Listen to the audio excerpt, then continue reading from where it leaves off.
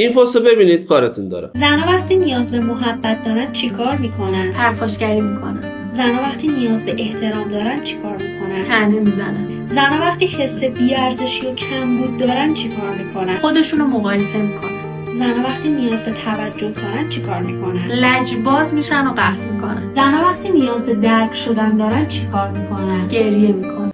مردها به خاطر مسائل جنسی ازدواج نمی‌کنن، بلکه زمانی ازدواج می‌کنن که این توانایی رو توی وجود خودشون پیدا بکنن که من الان میتونم یک جنس مخالفی رو وارد زندگی خودم بکنم و تمام آرزوهای اون رو برآورده بکنم و در مقابلش از جنس مخالف، از اون خانم، احترام و انرژی مثبت دریافت بکنم. این رو میتونیم توی کتاب‌های مختلفی که توی حوزه همسرداری نوشته شده ببینیم. اما زمانی که اون خانم رو وارد زندگی خودش میکنه و از طرفی نه تنها احترام نمیبینه بلکه تماما بی احترامی حتی توی جنبه‌های مختلف میبینه، اونجاست که دیگه از درون خالی میشه و هیچ علاقه‌ای به ادامه دادن این رابطه نداره. اونجاست که ذره ذره رابطه رو سرد میکنه، به نیازهای اون زن جواب نمیده و شروع میکنه به بهانه‌گیری‌های مختلف که نهایتاً منجر به قطع ارتباط بشه. اگه میخوای بدونی که باید با همسرت چطور رفتار بکنی که مدام ازت انرژی مثبت دریافت کنه و احترام‌های مختلف رو ازت دریافت کنه،